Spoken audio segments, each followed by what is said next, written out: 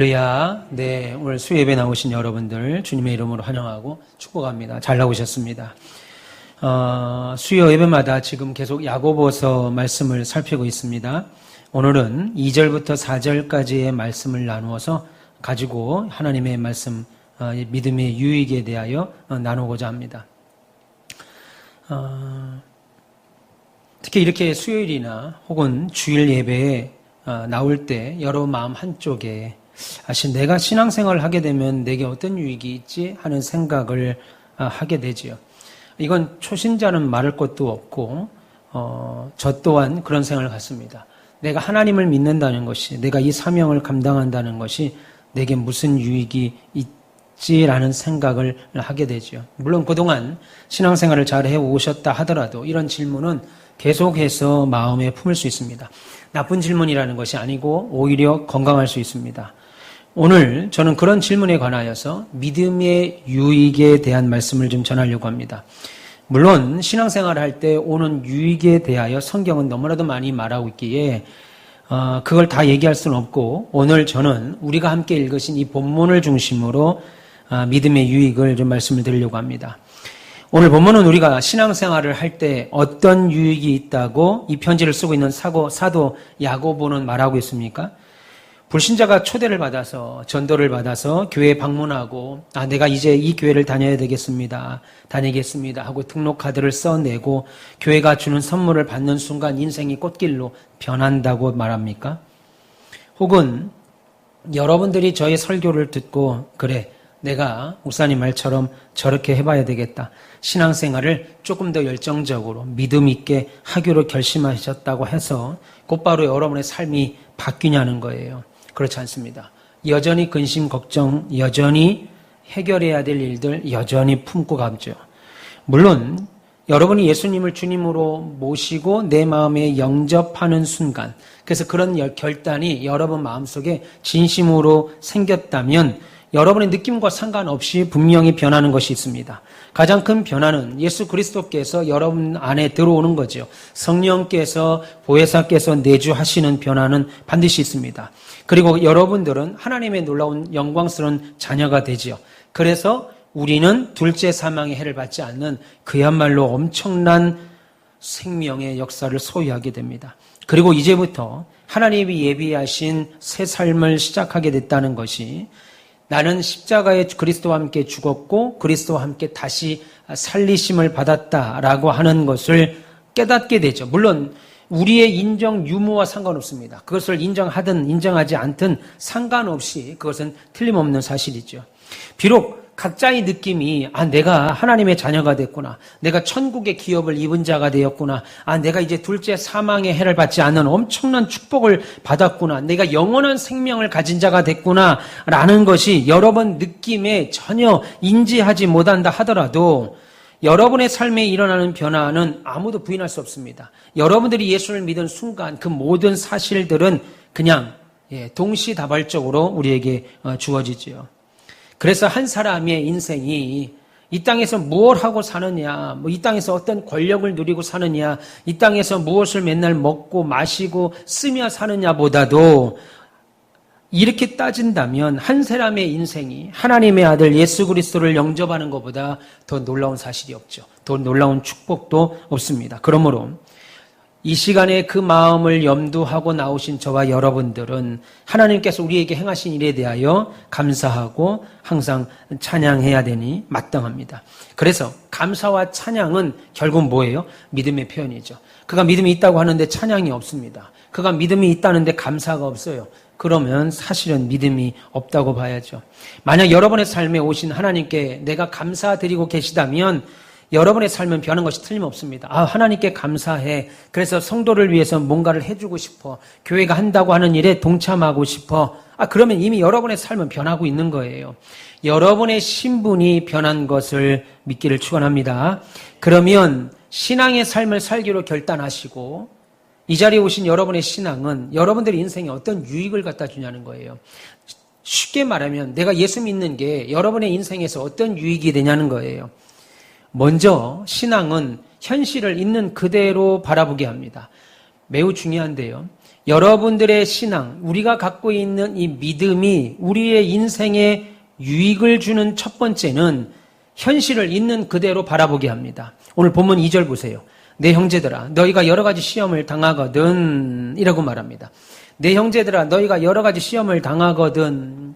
우리나라의 문법에는 수동태, 중간태 이런 게 없죠. 그냥 다 소위 말하는 능동태만 있죠. 예를 들면 되어지고 하여지고 이런 말이 없습니다. 되고 하고 이거예요. 그런데 이 성경 야고보서를 기록된 헬라어는 수동태라는 것이 있어요. 수동태.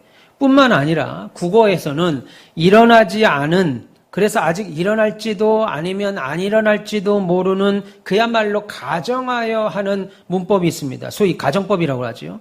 근데 그 가정법은 일어날지 일어나지 않을지 모를 때 쓰는 거예요. 그런데 헬라어 문법 중 가정법은 그렇게 될지 안 될지를 말하는 게 아니라 이미 그렇게 일어날 것을 기정사실화 두고 말하는 겁니다. 그래서 오늘 본문처럼 혹시 너희들이 시험을 만난다면 이런 뜻이 아니에요. 너희들이 신앙생활 하다 보면, 인생을 살다 보면 시험을 만날 거야. 만날지도 모를 거야. 아니 만날 수도 있겠다. 이 가정법이 아니고 너희들 예수 믿으면 반드시, 신앙생활하면 반드시 시험을 만난다라고 하는 뜻입니다. 이게 정확한 성경의 워딩이에요. 반드시 시험을 만난다. 그러니까 여러분 예수 믿으면서 시험을 만나거나 어려움을 당할 때 놀라지 말라는 거예요. 그래서 신앙이 우리에게, 인생에게 주는 가장 큰, 첫 번째 유익은 세상을 정확하게 보게 만들죠. 세상 사람들도 어떻게 봐요? 야, 인생은 고난이 있어. 경험을 통해서 알게 되죠. 근데 그 고난이 있어 라고 하는 말은 그 고난이 안 올 수도 있어. 어떤 사람 보니까 한평생 그냥 떵떵대고 잘 먹고 잘 살더라. 고난이 안 올 수도 있고 올 수도 있는데 그래 인생이라는 게 그렇게 올 수도 있어 라고 하는 거지만 성경은 너희들은 반드시 시험을 만나게 된다 라고 말합니다. 그런데 2절 후에 보세요. 내 형제들아 너희가 여러 가지 시험을 만나거든 온전히 뭐 하래요? 기뻐라 그럽니다. 기쁘게 여겨라. 너희가 시험을 만나거든 고민을 좀 해봐라. 왜 그런 일을 만났는지 좀 고민 좀 해봐. 왜 그런 일을 만나게 됐는지 좀 돌아봐봐. 성찰해봐봐. 이렇게 말하는 것이 세상 아니겠어요? 너 왜 사업이 망했는지 한번 돌아봐봐. 네가 뭘 잘못했는지 한번 돌아봐봐. 인과응보에 있는 인생은 그렇게 말하죠. 이유를 따준다고요. 그런데 성경은 뭐라고 그래요? 너희가 여러 가지 시험을 당하게 될 거야. 그러면 뭐라고 그래요? 기쁘게 여겨라 라고 말합니다. 여러분 성경이 말하는 기쁜 소식은 듣기에 달콤한 이야기가 아니죠. 사탕발림 이야기가 아니라 냉엄한 현실을 바로 보라는 겁니다. 여러분 신앙의 발걸음을 내딛는다고 인생의 문제가 다 해결되지 않아요. 교회 다니기 시작하면 만사형통에 보험 드는 거 아닙니다. 건강도 좋아지고 가정도 평안해지고 사업도 보장되고 만능 처방 아니죠. 그랬다면 저같이 보통 사람들은 교회당 발조차 디디기 어려웠을 겁니다. 이 세상에 힘 있고 능력 있고 돈 많은 사람들이 이 자리를 차지하고 우리에게까지 그런 차례가 오겠습니까? 교회만 나오면 세상에 어려움이 하나도 없고 고통도 없고 심지어 병도 안 걸리고 하는 것마다 다 잘 된다 그러면 누가 교회 안 나오겠어요? 우리는 이 자리에 앉아 있을 수 없죠. 일주일에 한 번 교회 나와서 얼마간 헌금하고 이처럼 그렇게 했는데도 불구하고 종합보험이 다 보장된다면 정말 권세 있고 능력 있는 사람들이 이 자리를 다 차지했을 겁니다.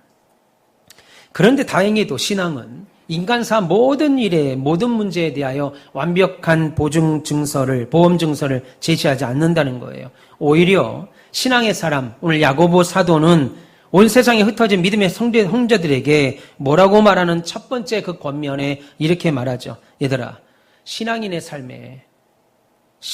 삶에도 내가 예수를 열심히 믿었음에도 불구하고 여러 가지 시련을 만난다라고 말합니다. 그러니까 여러분들이 한평생 예수를 잘 믿었습니까? 교회를 위하여 헌신하셨습니까? 다른 사람들을 위해서 누구보다도 더 섬겼습니까? 그럼에도 불구하고 여러분의 가정이나 여러분의 육신의 건강이나 여러분의 사업장이 어려워요? 다른 사람들에게 떵떵하게 보여줄 만한 그런 모습이 안 돼요? 그러면 하나님께 그 문제 가지고 나와서 기도하셔야 돼요. 하나님, 나는 한평생 주님을 위해서 헌신했습니다. 수고했습니다. 주를 위해서 드렸습니다. 주를 위해서 못한 것이 없습니다. 그런데 제가 왜 지금 이렇게 어려워요? 왜 내가 이렇게 힘들어요? 라고 그 문제 가지고 하나님 앞에 나와서 기도해야 돼요. 그런데 그런 기도하지 않으니까 어때요? 그런 답도 얻지를 못하고 진지한 답, 하나님 앞에 진지하게 묻는 답, 여러분들이 새벽에 나오고 저녁에 나와서 혹은 금요일 날 나와서 기도할 때 10분, 15분, 20분 앉아서 주여, 주여, 주여. 이거 기도 아니라고 제가 말씀드렸습니다. 이런 기도 말고 여러분의 생각 전체를 언제 20분이 갔지? 언제 30분이 갔지? 언제 1시간이 갔지? 할 정도로 깊이 하나님과 대화하는 거예요. 그렇게 대화할 때 하나님이 우리에게 깨닫는 것을 준다고요. 왜 하나님 내가 이렇게 됐습니까? 왜 내 믿음이 이 정도밖에 안 되는 겁니까? 그러면 하나님이 내게 주시는 깨달음이 온다라는 거죠. 그래서 여러분, 하나님 앞에 계속 관심을 갖고 내가 어려움을 당할 때 기도하는 거죠. 그래서 여러분, 성도는 예수 믿는다는 것은 신앙의 유익은 세상에 예수를 믿어도 시험이 있구나. 예. 근데 이런 사실은 우리가 기대하지 않죠. 누가 예수 믿으면서 시험이 올 걸 기대하고 누가 예수 믿으면서 어려움이 올 걸 기대해요. 상처받고 상처 주기를 기대해요. 우리의 기대와는 정반대의 얘기 아니겠어요? 그러면 우리가 신앙생활 하면서 어떤 시련을 만나게 돼요? 한두 종류의 시련이 아니죠. 우리가 흔히 생각할 때 시련은 돈입니다. 사업하다 망하면 돈이 없어지면 시련이라고 생각해요. 암에 걸리고 큰 병에 걸리면 시련이라고 생각합니다. 그것만 시련입니까? 온갖 것에서 찾아오는 시련.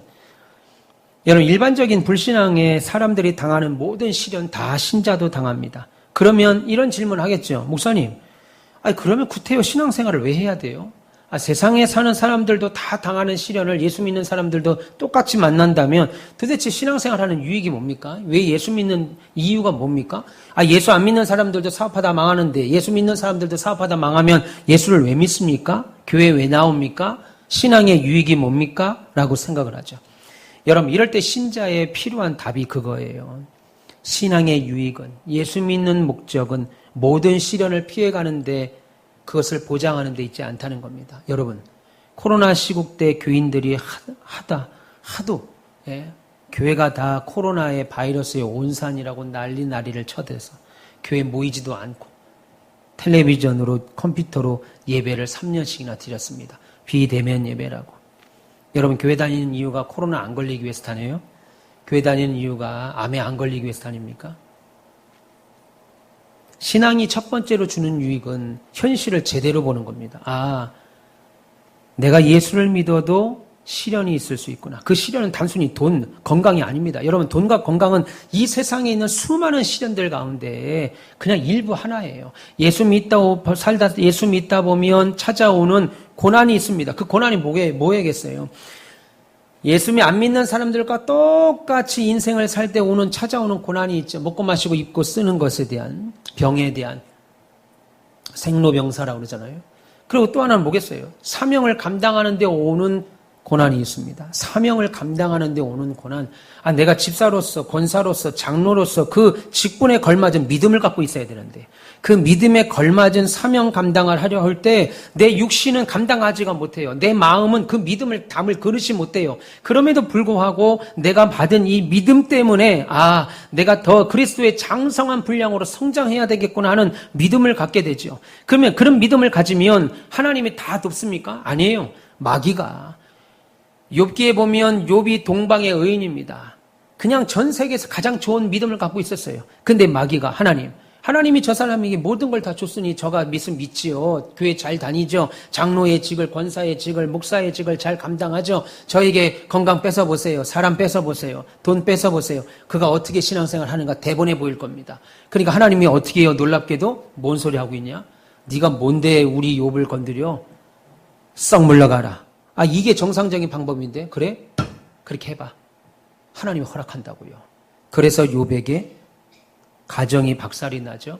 아내가 욕을 하고 도망갑니다. 자식들이 싹 다 죽어나갑니다. 모든 재산을 다 잃고 친구들의 심지어 세상 인간관계가 다 끊어집니다. 그럼에도 불구하고 죽는 순간까지 내가 왜 그 고난을 겪고 죽었는지 알지 못하죠. 그런데 놀라운 게 뭐예요? 욥기 49장 마지막에 가면 욥이 드디어 깨닫게 되죠. 내가 이전에는 귀로만 들었습니다.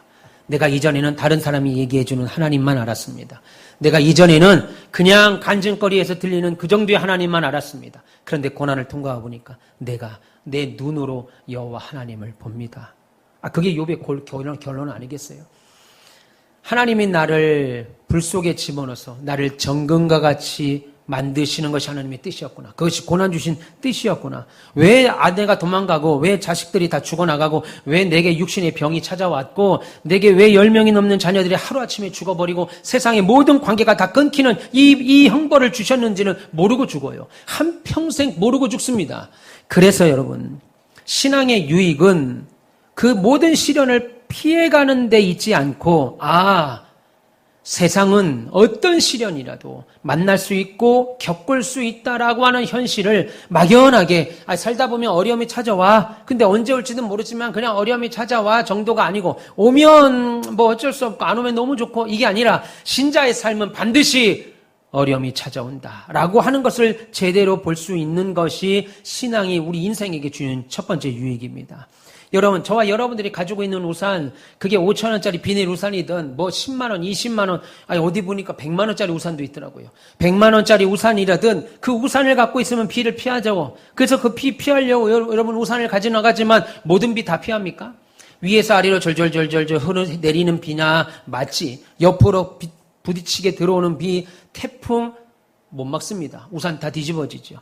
여러분이 갖고 있는 우산이 비를 막는다고 쓰고 있는 우산이지만 모든 비나 태풍을 다 막을 수 있다는 걸 보장하지 않는 것처럼 신앙의 유익은 비바람이 몰아치는 길을 우리도 걸어갈 수 있다라는 현실을 예상하는 거죠.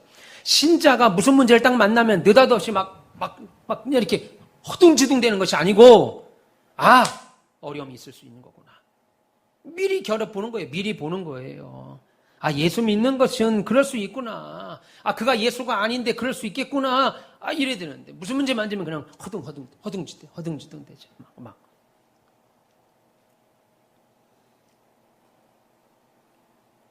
그러므로 어떤 인생도 피해갈 수 없는 시련의 날을 미리 준비하도록 하는데 신앙의 유익이 있습니다. 여러분, 교회를 다니면 교회 안에는 천사만 있지 않아요.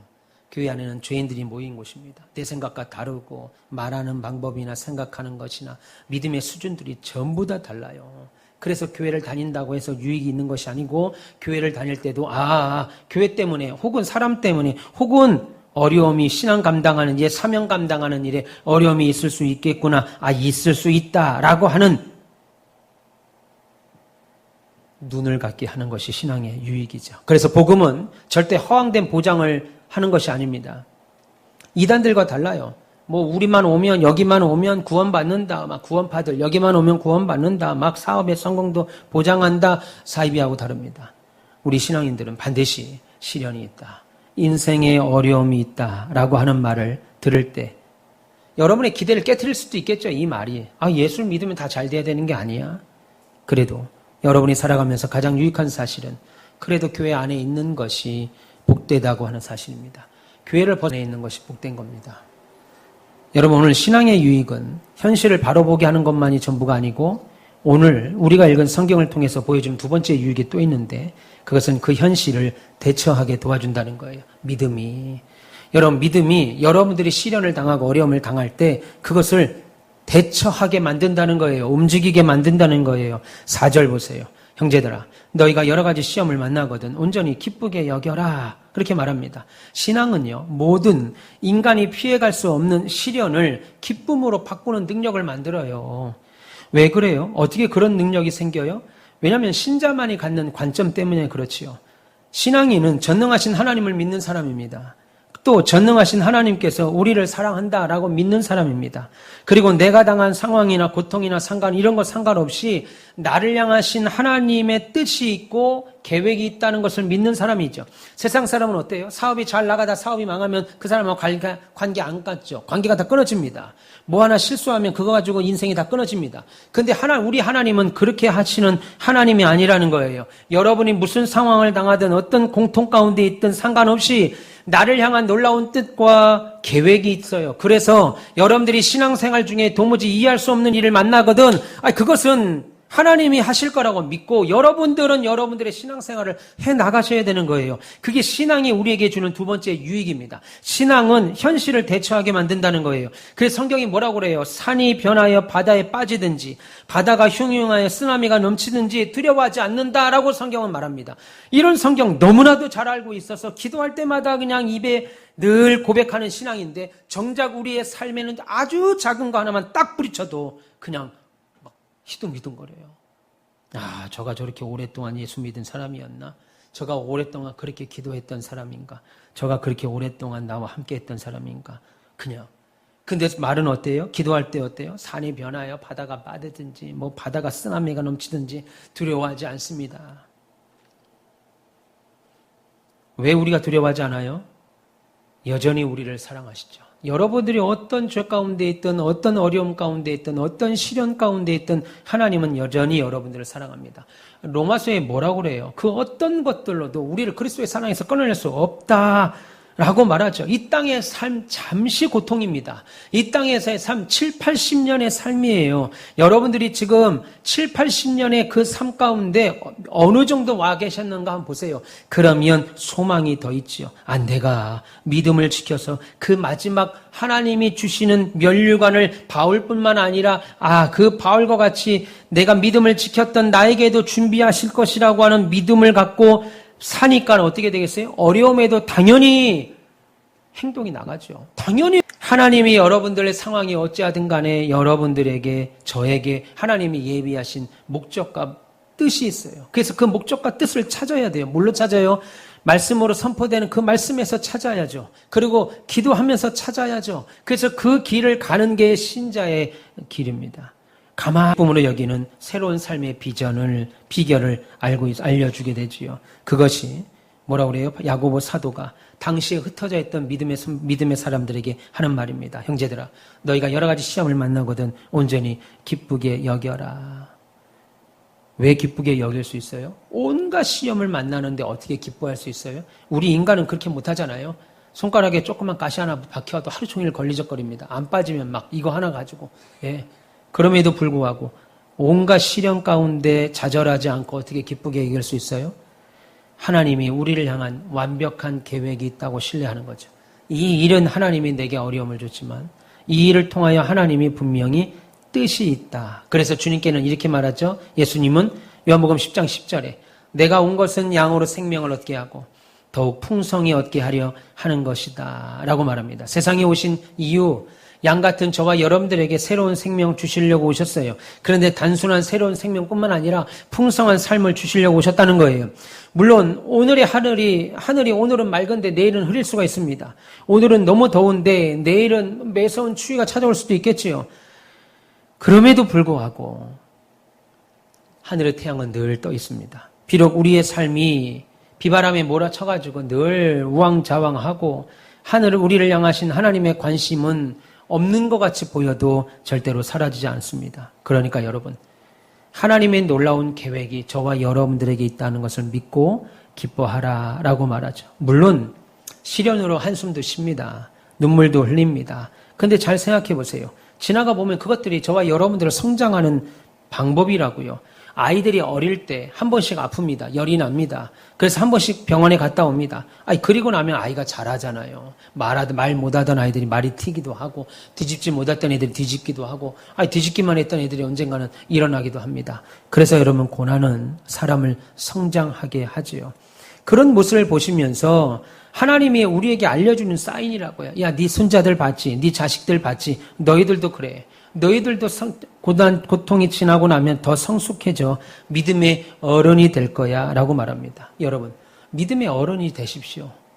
부탁드립니다. 믿음의 어른이 되셔야 돼요. 나이가 든다고 어른 되지 않습니다. 말고 어른이 되십시오. 신앙생활도 마찬가지입니다. 신앙의 어른이 되셔야 돼요. 신앙의 어른은 나이 순에 있지 않습니다.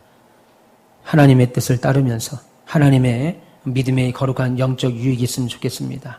마지막으로 믿음은 현실을 직시하고 현실을 대처할 뿐만 아니라 믿음은 현실을 인내하도록 도와줍니다. 그 사실을 본문 4절에 다시 말합니다. 인내를 온전히 이루라. 이는 너희로 온전하고 구비하여 조금도 부족함이 없게 함이라고 말합니다. 성경은 우리에게 여러 가지 시험을 기쁨으로 여기라 라고 말하고 그 이유를 믿음의 시련들이 너희에게 반드시 인내를 만들어낸다 라고 말하는 겁니다. 다시 말해서 시련과 시험은 신자들이 다 하나같이 겪는 겁니다. 여러분들에게 찾아오는 시련이나 시험은 모든 신자들이 다 겪는 건데 이 문제는 2000년 전 야고보가 지금 성경을 기록할 그 당시에도 있고 지금 한국 사람에게도 있고 지금 예수 믿는 수많은 전 세계 각국에 있는 사람들 다 있습니다. 그런데 우리는 자기 중심으로만 보려고 그러죠. 그렇다 보니까 나만 상처받은 것처럼 생각해요. 나에게만 시련이 있는 것처럼 생각합니다. 모든 사람들에게 다 시련이 있습니다. 교회는 모든 어려움이 있어요. 문제가 있어요. 세상의 모든 선한 사람들만 교회 오는 것이 아니기 때문이죠. 나만 불쌍히 여기는 소위 자기 연민에 빠져서 우울증에 빠지면 나를 구원할 수 없습니다. 나는 왜 이렇게 어려움이 많지? 난 예수 믿는데 왜 이렇게 힘든 일만 있지? 내가 주를 위해서 그렇게 살았는데 왜 나는 이렇게 형편이 피지 않지? 여러분, 물론 이렇게 신앙생활 하면서 기도하는 것 제가 당연히 그래야 된다고 말씀드렸습니다. 그렇게 하십시오. 그런데 어떤 사람은 그런 질문을 하다가 영적인 침체에 빠지는 사람이 있어요. 안 할란다. 참, 얼마나 어리석은 거예요. 한평생 주를 위해서 헌신하고 애쓰고 그 시간이 얼마나 큰 일인데 하늘나라에 그 얼마나 많은 것들이 쌓여 있는데 그런데 우리의 육은 이해를 못 하잖아요. 우리의 현실은 그게 이해가 안 돼요. 그래서 묻지요. 하나님 왜 이렇게 되는 거예요? 라고 물을 때 거기에 대해서 답을 찾지를 못하고 그냥 영적인 침체에 훅 빠져버리는 사람이 있습니다. 어떤 사람은 그런 질문을 던지는 순간 바로 깨달아서 그 문제에서 해결될 수 있는 사람도 해결되어 나오는 사람들도 있습니다. 그런데 말씀드린 것처럼 왜 나는 이렇게 살아야 되지? 라고 하는 질문을 안 해본 사람은 없을 겁니다. 그러면 오늘 시험이라고 하는 말을 깊이 생각해 보세요. 우리가 당하는 모든 시험에는 하나님의 뜻이 있습니다. 이 시험이라는 말을 바로 깨닫는 것이 기독교인입니다. 기독교인. 시련은 당하는 자로 강하고 순수하게 되기 위하도록 주는 거죠. 무슨 말이에요? 시바 여왕이 솔로몬의 지혜를 시험한다고 왔을 때 솔로몬을 넘어뜨리기 위하여 온 것이 아니고 솔로몬이 얼마나 똑똑한지 알아보는 데 있었습니다. 이스라엘로 광야 40년 동안 머물게 하신 것도 그들을 시험하게 하신다고 했는데 그들을 광야에서 다 죽여버리려고 하는 것이 아니라 그들을 단련시키기 위한 의미라고 말씀을 드렸습니다. 여러분, 시험은 다양한 모습으로 우리에게 찾아옵니다. 어느 때는 슬픔으로 찾아와요. 어느 때는 큰 실망으로 찾아와요. 어느 때는 육신의 아픔으로 찾아와요. 어느 때는 유혹으로 빠질 수 있고 시험에 넘어질 수 있고 희생이 지불되기도 합니다. 하나님께서 준비하신 환난 고통은 너무나 다양해요. 그런데 우리가 생각하는 환난과 고통은 아주 몇 가지로 단일화되어 있지요. 그런데 하나님이 주시는 다양한 환난과 고통은 우리를 넘어뜨리는 데 있지 않고 망하게 하려는 데 있지 않습니다. 그래서 여러분, 교회는 아무나 오지만 신앙생활은 아무나 할 수 없는 거예요. 믿음은 아무나 갖지 못합니다. 그래서 천국은 뭐라고 그래요? 예수님이 들어가기를 구하여도 좁은 문으로 들어가려고 하는 사람이 원래부터도 적은데 그 적은 자들 중에서도 들어가는 자는 더 적다고 말합니다. 미크로라고 그래요. 이걸 마이크로. 눈에 보이지도 않고 아주 작은 거예요. 천국은 교회만 나온다고 다 들어가는 것이 아니라는 거예요. 한평생 목사로 살았다고 천국 가는 거 아니라는 거예요. 장로로 살았다고, 권사로 살았다고, 집사로 신앙생활 했다고 천국 가는 것이 아니고 천국은 침노하는 자. 어느 순간 뺏기는 거예요. 어느 순간. 어느 순간. 그냥 넋놓고 있으면 어느 순간 뺏기는. 그래서 여러분, 시험은 우리를 강하게 하는데 이유가 있습니다. 시험은요, 성장시키는 거잖아요. 훈련시키는 거잖아요. 그의 테스트가 어느 정도냐고 보는 거잖아요. 신앙의 눈은 우리에게 닥치는 어려움만 보는 것이 아니라 그것을 통해서 나를 성장하게 하는, 나를 더 목사답게 만들고, 나를 더 장로답게 만들고, 나를 더 권사답게, 집사답게 만드는 하나님의 의도를 보는 거예요. 근데 그 의도가 안 보이니까, 그 의도를 안 보니까 어려움을 당하면 믿음 없으면 상관없습니다. 직분 상관없어요. 그냥 자빠지죠. 하나님의 그 의도가 숨어 있는데 내게 왜 주지? 이런 어려움은, 이런 상처를, 이런 일을 내게 왜 주지? 근데 성도들이 시련을 싫어하죠. 편안하고 듣기 좋고 분위기 좋은 편안하게 신앙생활을 하려고 합니다. 여러분, 그러면 어떻게 되는 줄 아세요? 마땅히 부러질 수밖에 없는 지점을 통과할 때 부러지지 않고 통과하는 능력을 얻어야 되는데 그냥 부러져요. 그냥 넘어져 버립니다. 그릇도 어떤 그릇은 뜨거운 그릇, 가스레인지든 뭐 뜨거운 데 올려도 괜찮은 그릇이 있는데 어떤 그릇은 올리면 안 되는 그릇이 있잖아요. 열 처리가 다 된 유리 뭐라고 해요? 주전자. 그거는 물을 그 불 위에 올려놔도 깨지지가 않더라고요. 열 처리 같이 다 끝난 거죠. 그와 같이 시련이라는 것이 이와 같습니다. 어떤 사람은 거기서 쓰러져요. 자빠져요. 그 문제 앞에서 그냥 매갈이 없이 넘어집니다. 그런데 어떤 사람들은 그럴 수 있지. 이건 내가 이해가 안 돼. 그건 그냥 책상 위에 올려두는 거예요. 하나님이 해결하시도록. 그리고 나는 하나님이 나에게 주신 뜻이 있잖아요. 나에게 주신 하나님의 계획이 있잖아요. 그 계획과 뜻을 통하여 믿음 생활로 승리하도록 하나님이 나를 통하여 다른 성도를 섬기고 교회를 세워가라고 하는 거룩한 뜻과 열망이 있잖아요. 그거 감당하고 나가는 거예요. 그게 신앙이 우리 인생에 주는 유익입니다. 그런데 이런 유익을 하나도 모르니까 예수를 10년, 20년, 30년 믿어도 불신자와 똑같은 눈으로 교회를 보니까 교회에 늘 다툼이 있죠.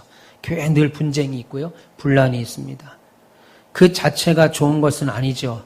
시련과 환난 자체가 좋은 것 아닙니다. 그런데 고통스럽죠. 그런데 그것을 통해서 하나님이 무엇인가를 이루어 가시려고 하니까 그게 기쁜 거예요. 그게. 우리 교회가 하나님이 왜 기도하게 하시지? 왜 금식하게 하시지? 이게 아니고, 우리 교회를 통해서 하나님이 뭔가를 이루시려고 하는구나. 그래서 우리로 하여금 금식하게 하는 거구나. 내가 한 끼씩, 원래 난 하루에 3끼씩 꼬박꼬박 먹어야 될 사람인데, 회사 가서 내가 미안하더라고요. 아까 강윤정 집사님 문자로 우리 단체톡에 금식을 2끼 하셨대요. 월화 아침만 하셔요.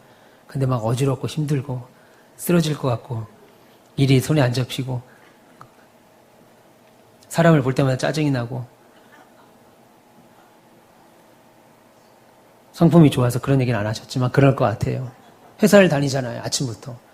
LG 본사까지 나가서 서울까지 대기업 출근하면 먹고 가도 시원찮은데 밥을 안 먹고 가니 얼마나 힘들겠어요. 점심 드셨어요? 그랬더니 아주 잘 먹었다고 하더라고요. 그것도 기쁨이죠. 아침에 금식하니까 점심이 얼마나 많나요?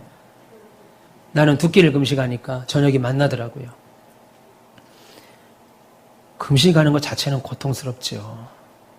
근데 그것 때문에 그걸 통해서 하나님이 무엇인가를 이루려고 하시니까 기쁘다 이겁니다. 근데 왜 금식 기도가 하게 됐지 우리 교회가? 그러면 맥 빠지는 거예요. 쭉. 그래서 장로, 권사, 집사한테 하나같이 맥이 쭉 빠져가지고 왜 그러고 있어요? 하나님이 우리에게 금식 기도를 시킬 때는 교회를 성장과 부흥하기 위하여 목적이 있어서 하는 것에 그 목적 보고 기뻐하는 거죠. 여러분, 하나님이 하시는 일에는요, 제가 없어도 하나님이 일을 하십니다. 여러분들이 없어도 하나님이 일을 하세요. 하나님의 뜻하신 바는 하나님이 이루어 가십니다. 그런데 저를 통해서 여러분들을 통해서 우리를 통해서 그 일을 이루어 가시니까 그것이 기쁜 거죠. 우리가 뭐 바라는 건 다 잘 되는 거죠. 어느 순간 우리 교회가 여기 500명이 차고 넘칠 수도 있어요. 어느 순간 재정이 넘쳐가지고요. 정말 하나님의 뜻도 힘있게 감당할 때가 올 수도 있다라는 거예요. 그러니까 여러분, 시련을 만나면 기쁨으로 여기라. 야고보가 오늘도 권면하지요. 믿기를 축원합니다. 사랑하는 우리 가운데서 별님 여러분, 신앙의 유익이 뭐예요? 신앙은 결코 모든 어려움이나 면제된 삶을 보장하지 않는다는 겁니다. 내가 예수를 믿으니까 오늘부터 꽃게를 갖구나. 아닙니다. 그렇지 않아요. 예수를 믿어도 어려움 찾아옵니다. 예수 믿어도 여러분들 가운데 얼마 뒤에 몸에 아플 수도 있어요. 전현장 선생님 몸 괜찮으세요? 감기 걸리셨어요? 그 폐렴 백신 맞으셨어요? 그 70 넘으신 분들은 폐렴 백신 꼭 맞으십시오. 50 넘으신 분들은 다 맞으셔야 돼요. 폐렴 백신, 그 비싼가? 얼마나 해요, 폐렴 백신? 몰라요? 교회가 조금만 재정이 차면 내가 소망 애들은 다 교회에서 맞춰주겠습니다. 그거 하려고 헌금하는 거 아니겠어요? 싹 다 맞춰줍니다, 싹. 공짜예요? 공짜예요? 그럼 빨리 맞으세요, 권사님. 폐렴, 그래요? 또 맞을 수 있어요? 한 번? 평생에 한 번? 그래요? 그럼 어머니도 맞으셨어요? 와셨구나. 그래요? 웬일이야. 우리나라 너무 좋은 나라다, 진짜. 그러네요. 너무 좋은 나라네. 맞춰드리려고 했는데 아쉽네. 맞으십시오. 예, 폐렴 주사도 맞으시고. 그래서 아프신 것 같아서 새벽에도 못 나오고 저녁에도 못 나오시는 것 같아서 예, 마음이 좀 무거웠습니다. 인생은 어려움이 있구나. 신앙이 이것을 보게 하죠. 그게 유익이에요. 그리고 현실을 기쁨으로 여기는 대처 방안을 제시합니다. 가만히 있지 않고 움직이죠. 아, 내가 믿음으로 살아야지. 더 그렇게 살아야지. 아까 말씀드렸습니다. 어떤 사람들은 하나님 내가 왜 이렇게 살아야 되죠? 왜 내가 주를 위해서 살았는데 왜 이거 이렇게 된 거예요? 라고 해서 어떤 사람은 그 기도하면서 덜컥 자빠지는 사람이 있어요. 신앙의 정체기에 푹 빠지는 사람이 있습니다. 침체기에. 근데 어떤 사람은 답을 얻고 나가는 사람이 있죠. 여러분, 신앙은 우리가 겪게 된 모든 시련의 바른 목적을 깨닫게 합니다. 그러므로 여러 가지 시험을 만날 때 기뻐하십시오. 문제와 시련은 살아있는 자들에게만 주는 거예요. 여러분들이 천국 가시면 여러분들에게는 시련 없습니다. 고난 없습니다. 살아있는 자들에게만 주는 현상. 그러나 시련을 통해서 하나님은 우리의 인격을 성숙시켜 나갑니다. 믿음 가운데 만나는 시련은 우리를 인내하게 만들죠. 시련을 견딜 만한 믿음을 얻게 합니다. 궁극적으로 그래서 뭐예요? 온전하고 구비하고 조금도 부족함이 없는 신앙 인격자, 어디 내놔도 주님의 이름이 손상당하지 않는 그런 사람으로 우리를 훈련시킨다고요. 저는 여러분 모두가 성숙한 신앙인이 됐으면 좋겠습니다. 그냥 신앙인 말고 그냥 교회 다니는 사람 말고 성숙한 사람. 아, 정말 믿음이 있는 집사님이시다. 믿음이 있는 권사님이다. 아, 믿음이 있는 장로님입니다. 아, 이런 모습을 좀 갖는 우리가 됐으면 좋겠습니다. 그 일에 주님은 우리에게 시련을 주셔서 그리스도인의 인격을 갖추도록 하죠. 성숙한 성도의 자리에 여러분 모두 나아가시기를 주님의 이름으로 축원합니다. 기도